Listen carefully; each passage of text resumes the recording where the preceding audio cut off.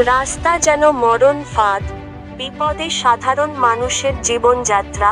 পূর্ব বর্ধমান জেলার জামালপুর থানার অন্তর্গত জামালপুর ২ গ্রাম পঞ্চায়েতের কানঘষা গ্রামের ১.৫ কিলোমিটার রাস্তার বেহাল দশা।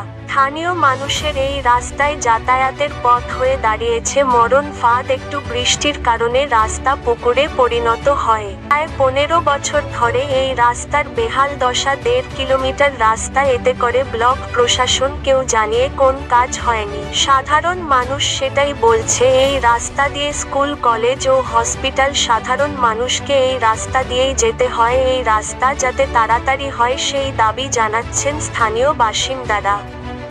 এই বিষয়ে স্থানীয় গ্রামবাসীরা কি জানালেন সাংবাদিকের মুখোমুখি হয়ে জামালপুর থেকে আশিস কুমার ঘোষের রিপোর্ট, হুগলি বার্তা।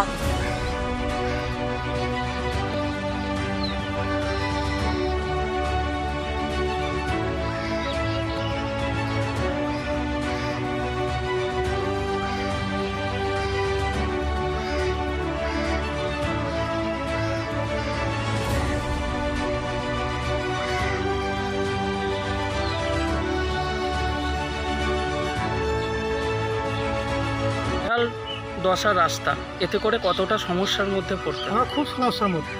কোনো গাড়ি যেতে যায় না, সাইকেল নিয়ে যাওয়া যায় না।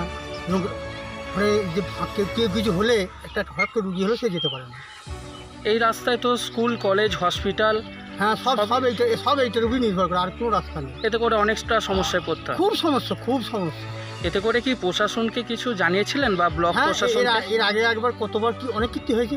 এই রাস্তা কাদা নিয়ে পুলিশ প্রশাসন, এবং আমরা রাস্তা ব্লক করে দেখিনি, ফুটো করে দেখিনি, তাতেও ওরা জোর করে পুলিশ প্রশাসন এসে তুলে দিয়ে রাস্তা আটকানো যাবে না। এতে করে কোনোদিন কি এমএলএ স্যার এই রাস্তায় এসেছেন কখনো? কখনো পরিদর্শন আসেননি? না।